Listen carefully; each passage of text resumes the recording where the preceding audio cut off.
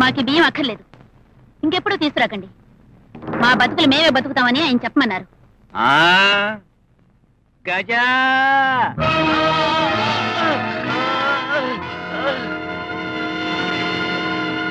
మీ బతుకులు మీరే బతుకుతారా? బతుకు మన చేతికి మసి కాకుండా వీడు చావాలి. బండి కట్టేసిన మాస్టర్ తల ఈ బండకు తగిలి ముక్కలు ముక్కలు కావాలి. అందరూ జాగ్రత్తగా వినండి. మమ్మల్ని ఎదిరించిన వాళ్ళందరికీ ఇదో గొప్ప గుణపాఠం కావాలి. వదలండి బండి.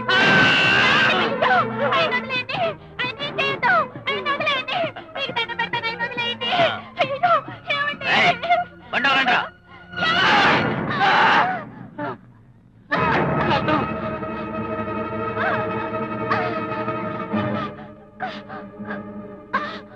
వదులు వదులమ్మా.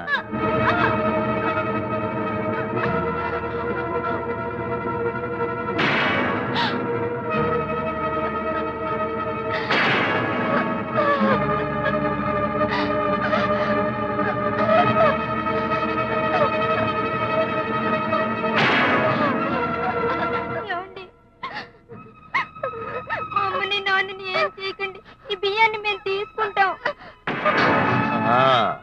బుద్ధిమంతుడు.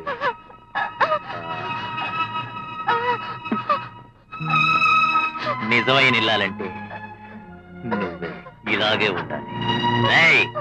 నీ పెళ్ళాం పిల్లాడి వల్ల నువ్వు బతికిపోయావురా. ఆ బియ్యం మూట వాళ్ళ ఇంట్లో పడేసి లెక్క రాసుకురంట్రా.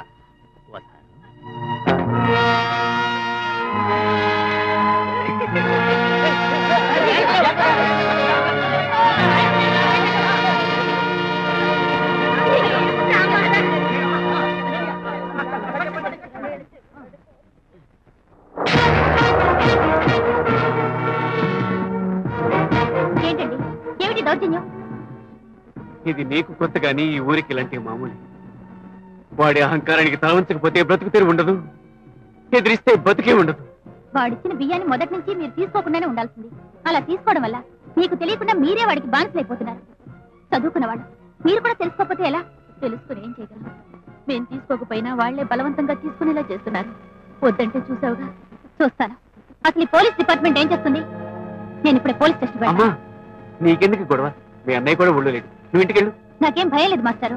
నేను ఇప్పుడే ఈ విషయం మీద పోలీస్ రిపోర్ట్ ఇస్తాను. ఏమిటి, రంగారావు అంతటి మంచి మనిషి ఇలా చేశాడా? నేను నమ్మలేకపోతున్నాను. నమ్మించి గొంతుకోవడమే సార్ వాళ్ళ లక్ష్యం. మీలాంటి అధికారులైనా ఈ విషయంలో కల్పించుకోకపోతే ఎలా? చూడమ్మా, ఆయన ఈ ప్రాంతంలో ఉండటం వల్లే నేరాలు లేక దొంగతనాలు లేక మా సెల్స్ అన్ని ఖాళీగా ఉన్నాయి. ఈ ఊళ్ళో నా 3 ఏళ్ల సర్వీస్ లో నాకు వచ్చిన మొదటి కంప్లైంట్ ఇదే. కానీ నీ ఒక్క కంప్లైంట్ చాలదు. ఈ విషయం మీద ఊళ్ళో వాళ్ళంతా కలిసి కంప్లైంట్ ఇస్తే గానీ నేనే చర్య తీసుకోలేదు. తప్పకుండా ఇప్పిస్తాను సార్. మీరు ఆ రంగారావు పలుకుబడికి తల వంచకుండా వాడు చేసిన అన్యాయాల్ని ప్రభుత్వం దృష్టికి తెచ్చి వాడి చేతులకు బేడీలు వేస్తానంటే ఊరందరి చేత రేపే కంప్లైంట్ ఇప్పిస్తాను.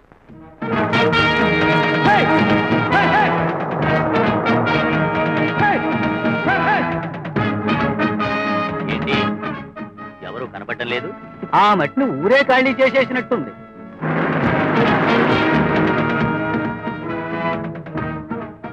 ఏమిటి, ఇంకా బస్తాలు దించలేదు?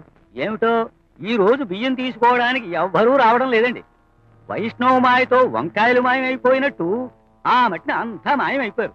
మనం ఈ బియ్యం ఖాతా పేరిట వాళ్ళ కొంపలకి ఎసరు పెడుతున్నామని చెప్పేసేసి ఎంతక్కా వాళ్ళందరికీ తెలిసిపోయినట్టుందండి. ఓయ్ గజ, అయ్యా, అందరి ఇళ్ల ముందు బియ్యం బస్తాలు పెట్టించు, వాళ్లే తీసుకుంటారు. ఆ రోజులు పోయాయి.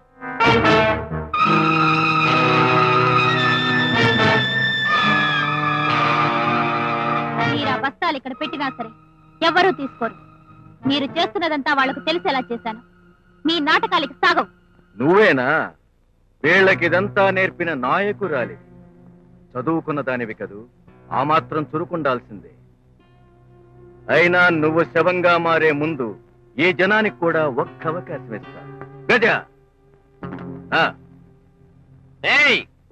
అందరికీ చెప్తున్నాను, బాగా వినండి.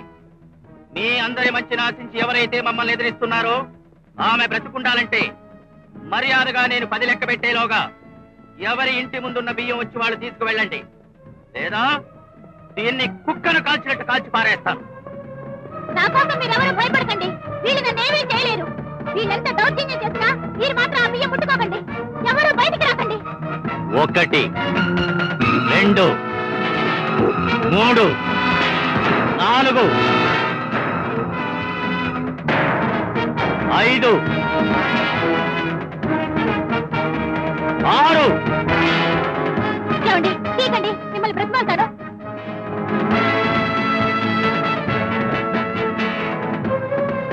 7 నాకేం కాదండి, నన్ను నమ్మండి. 8 మీ కాళ్ళు పట్టుకుంటానండి. వెళ్ళండి, ఆ పిల్లని చంపేస్తారు. పాస్టర్ గారు, పాస్టర్ గారు దయచేసి తీయకండి. నేనేమైనా పర్వాలేదు. పాస్టర్ గారు 9 ఏమండి ఏమండి తీసుకోకండి, నా మాట నమ్మండి. 10 వద్దు! దాన్నేమీ చేయకండి. దానికేమీ తెలీదు, అందుకు ఎదిరించి మాట్లాడింది. దాన్నేమీ చేయకండి. దాని తరపున నేను క్షమాపణ కోరుకుంటున్నాను. దాన్నేమీ చేయకండి. లక్ష్మి!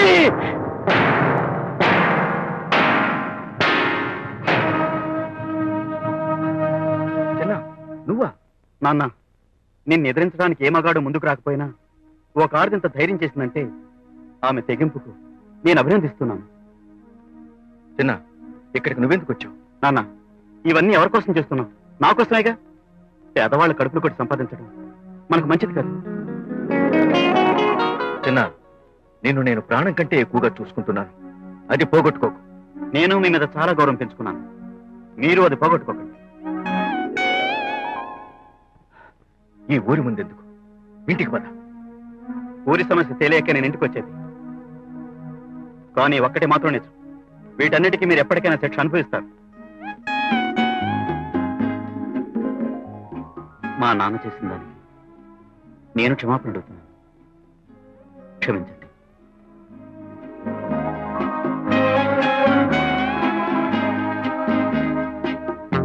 పదండి.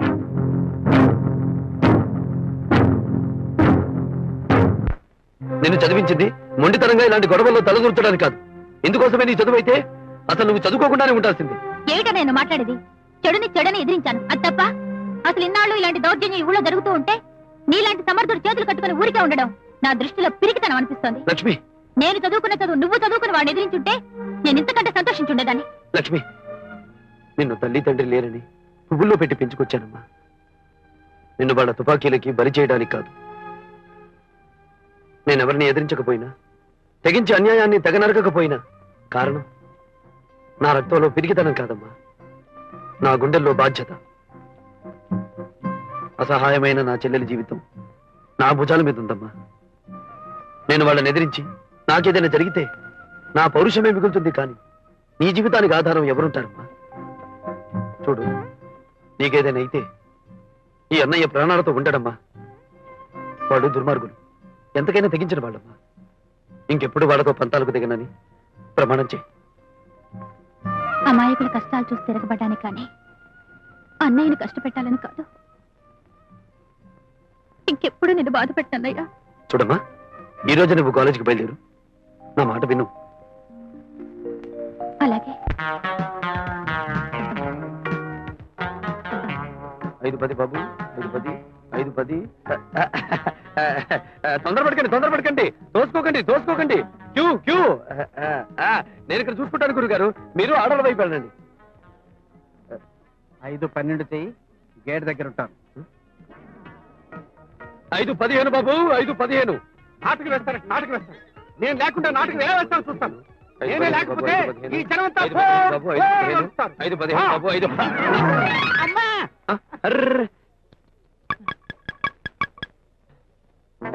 ఏంటయ్యా పాకు తొక్కిన కొండ ముచ్చులు అరుస్తున్నావు? ఏం జరిగింది? నేను కొండ ముచ్చలు కాదు, ఈ నాటకం హీరోని. నేను వెళ్ళిపోతున్నాను. ఈ నాటకం జరగదు. జరగదంటే ఎలాగయ్యా? వాళ్ళందరికీ టికెట్ అమ్మేశాను, నన్ను కూడా తంతారు.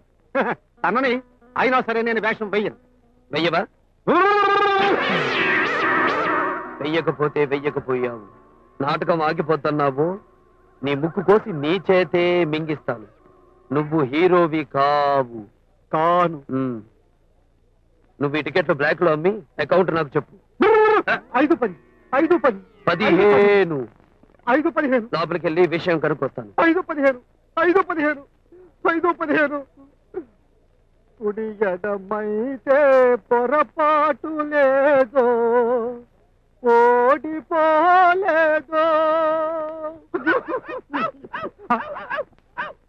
ఇంకా నాటకం వేయడానికి గంట సేపే ఉంది. ఎందుకు హీరోతో గొడవ పెట్టుకున్నావు? చూడు ఇప్పుడు ఎలా జరిగిందో. ఎవరో ఒక ఆపద్బాంధుడు రాకపోతాడా, తలుపు పెట్టకపోతాడా? ఎవరో ఆపద్బాంధుడు వచ్చినట్టున్నాడు, తలుపు తడుతున్నాడు. చూస్తాను.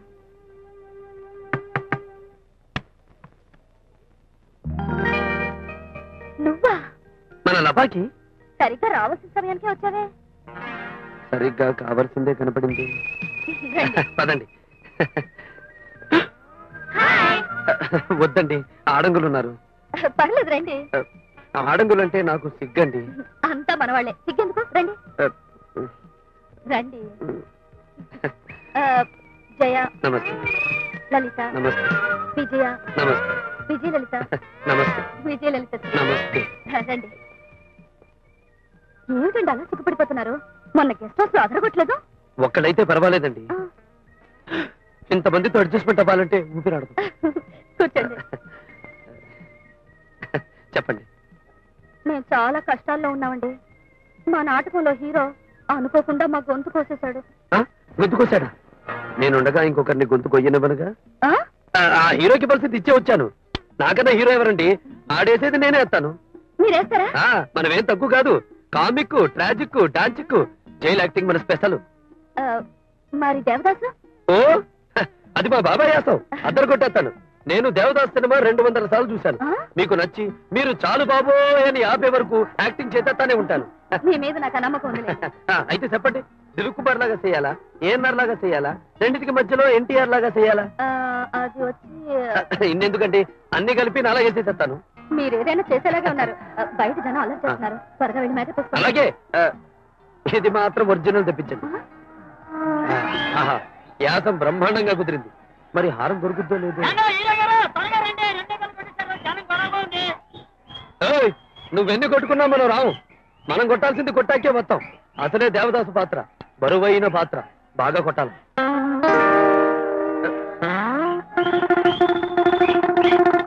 ప్రేక్షక మహాశయులకు మా సుస్వాగతం. దేవదాసు అమర కథలోని అపూర్వ దృశ్యం ఇప్పుడు మీరు చూడబోతున్నారు. ప్రేమ చెదరి మనసు విరిగి మత్తులో మునిగిన దేవదాసు మనశ్శాంతి కోసం చంద్రముఖి గృహానికి వచ్చిన సన్నివేశం ఇది.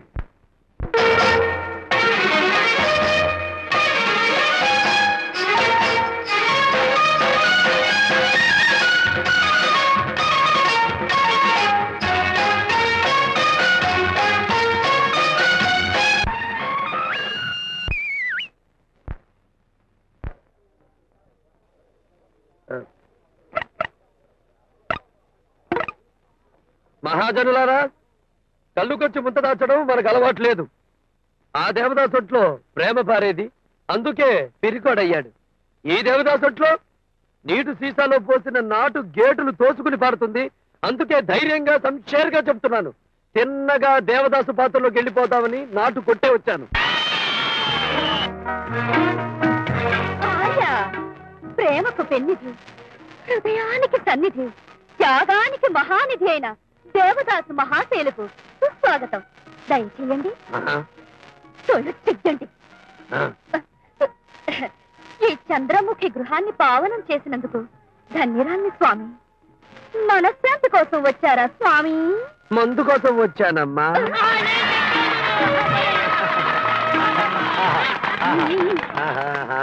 ఆడ మగ కలిసి ఎంత బాగా ఎంగేజ్ చేస్తున్నానండి. చేసుకోండి చేసుకోండి. పాట పాడు, పాట పాడు. దీనికి గుసగుసలెందుకే, గుంట వాయిస్తా చూడు గంట.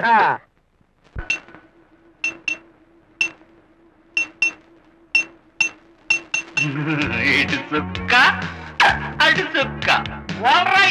మరి ఏది పక్క? ఏంట పాట?